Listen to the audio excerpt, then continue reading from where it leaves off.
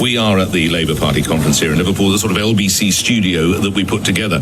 And while we're going to hear much from the Prime Minister, it has to be said that one of the drumbeats, indeed, as you arrive in Liverpool, there are already posters questioning the wisdom of the policy of taking away that winter fuel allowance for all but the poorest of pensioners. And this has been championed by a number of trades unions, arguably the most powerful of which is the Unite Union, and its General Secretary Sharon is at the LBC studio in Liverpool conference now. Thank you for coming on board. Good to see you. How many members you got? Over 1 million, so 1.2 million members, right. And 100,000 pensioners, importantly. So that's the important point for today. That's quite some voice you're speaking for. Why does Unite feel this so keenly, Sharon Graham? Well, look, the first thing to say today is it's a historic day. We've got a Labour Prime Minister for the first time in 15 years, and we don't want to forget that. That is a really important moment today. But I am very disappointed that they've done this piece on the winter fuel allowance. It's a cruel thing, in my opinion, that's happened. And genuinely, people cannot understand. In the workplaces and the high streets, I'm inundated by people saying, why are Labour taking away the winter fuel allowance? It's wrong and they need to reverse it. If I were the Chancellor, indeed, if I was the Prime Minister, I would say, yes, it is, but this is what we've inherited. We have this £22 billion black hole. We've all got to make some tough decisions. We've all got to tough choices. We didn't want to do it, but we were forced to. Sharon Graham. Well, look, the thing is, it's a choice, isn't it? They've made a choice. It saves £1.4 billion. It's peanuts in the great scheme of things. They could have made the choice. The richest 50 families in Britain are worth £500 billion. How could they make a choice to cut £300 of pensioners and not do something around a wealth tax for the richest in Britain? It's the wrong choice they've made and they need to reverse it. What are your fears? Worst case, what might happen if they continue with this? Well, look, the very least that's going to happen is that people won't put on their heating. They'll end up in A&E and they'll end up in hospital. The very worst that can happen is some people may lose their lives as a result of this. Do you think that's a real possibility, Sharon? Well, it has to be a possibility. If the cold affects older people in the way that we know, they're much more vulnerable to the cold and the heat. And therefore, in the winter, what might seem an okay temperature to us is not an okay temperature for somebody older. And they need to be able to put their heating on and not worry about are they going to be in debt as a result of doing that.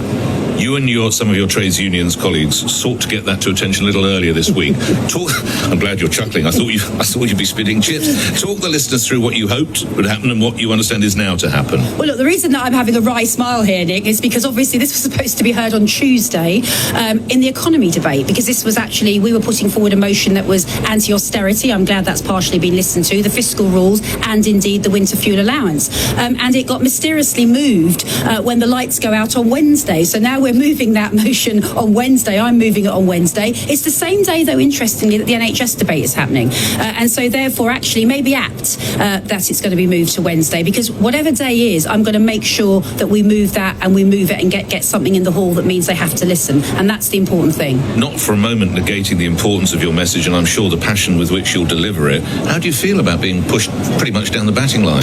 Well, look, at the end of the day, I'm sure they would prefer I didn't raise these things. And so that's politics, isn't it? We're at the back of the hall at the end of the agenda. I mean, it doesn't surprise me. But my job is not to have my thumb in my mouth. I'm the leader of a trade union. I was elected to fight for workers and fight for communities, and I'm going to do that. Have you had an opportunity to speak with Rachel Reeves or Sir Keir Starmer about this? Yes, I mean, obviously, I've raised it. I mean, we met Keir Starmer earlier this week, and I raised it. What does he say, Sharon? Well, look, obviously what's been said is that they were left a mess by the Tories, and that is true. I mean, let's not let the Tories off the hook here. They have left us in a ridiculous mess. But the truth of the matter is that the choice of leadership is that you make choices. That's what, you come to be a leader and you make choices, and they are making the wrong choice. This is a cruel choice they've made, and they must reverse it.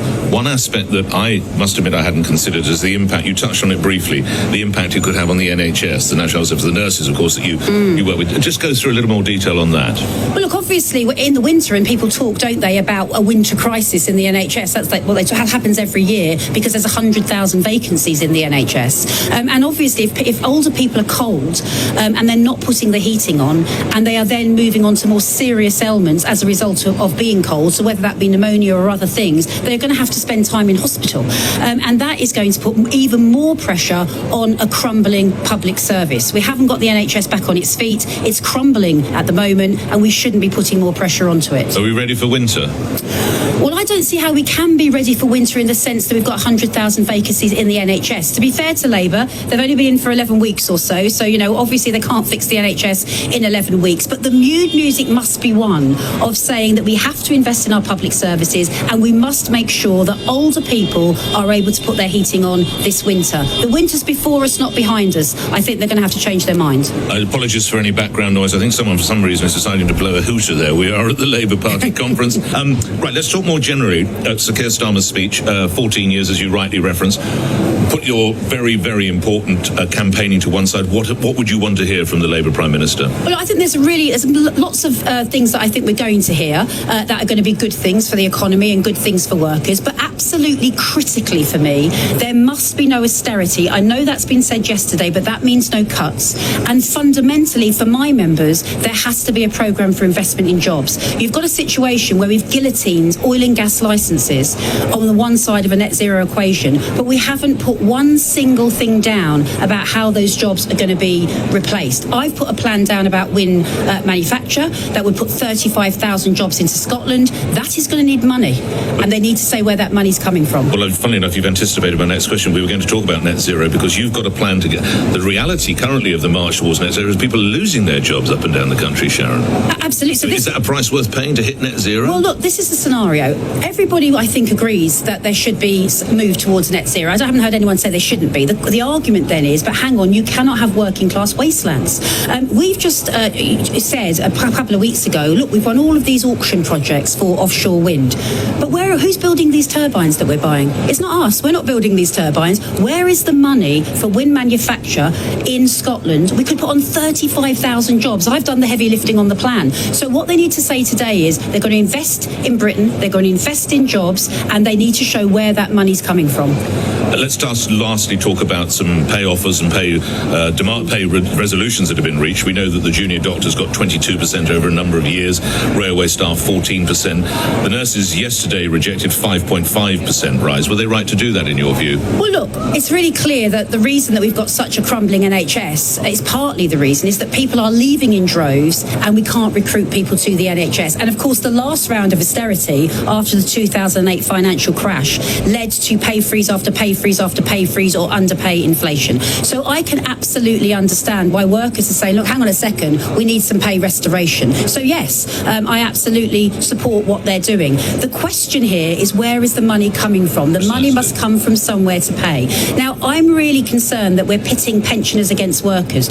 Nobody made that choice. That's a false choice. But there is wealth taxes that we could do in this country. 1% on the richest 1% would bring in £25 billion. Black hole gone, £3 billion left over.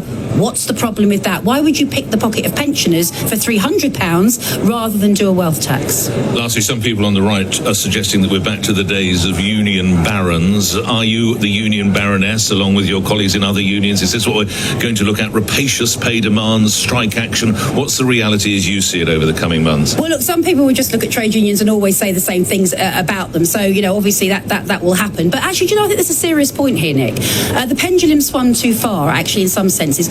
Trade unions are very important for growth. We are the equaliser between getting money back into working class people's pockets. And when you put money back in workers' pockets, they spend it locally. They don't put it into the Cayman Islands. So if we can get more money for workers back into their pockets, it would have put on 2.8% on GDP. But those salaries, Sharon, can only be paid if businesswomen, men and women decide to invest in start-up companies. Isn't that don't we have to make growth more attractive in the UK before we can pay your colleagues and they go and spend their money? I hear you in restaurants and stores and everything else. Isn't that the reality? Look, actually, I do a lot of... I speak to businesses all the time. I'm negotiating with all the time. I'm actually at the moment with business trying to get investment for wind power, for example. Trade unions, I want businesses to do well because it means my members get paid well. But there is the point that actually when a business does well and it's profiting, they should pay their workers properly. That's a really important point. And that is what trade unions do. If we had the same collective bargaining coverage as 1996, is all I'm going back to,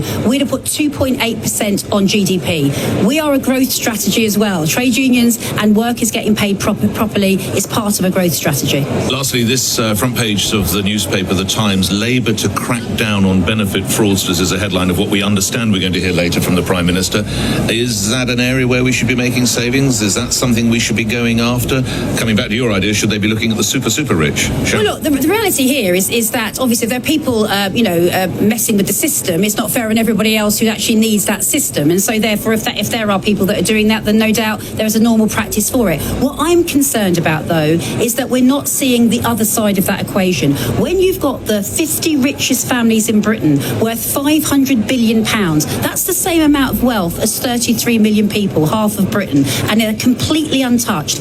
Everyone's going to look at that and say that's not fair. But are there work-shy people out there, lastly, who are being targeted by that? Well, I don't know the details of what they're looking at, but if somebody's abusing a system, of course you need to deal with abuse. What I'm saying, though, on the other side of these equations, you need to be looking at the wealthiest in our society. I'm not talking about somebody who's a little bit wealthy. I'm talking about people that have got over £4 million in assets net, excluding mortgages. Why is there no conversation about that? If we're all in it together, then we all need to be in it together. Grateful for your time. I have to tell you, a lot of my listeners are supporting everything you're doing in this campaign as regard pensioners, and if we ever have the opportunity, we'd love to welcome you to the studio down in London to take some calls one time, Sharon. Thank you very much. I'd love to. Thanks for your time this morning. Sharon Graham is the General Secretary of the trade union Unite, which is probably leading the way, along with other major unions as well in the opposition. All right, coming up after the news, we'll come back to our conversation.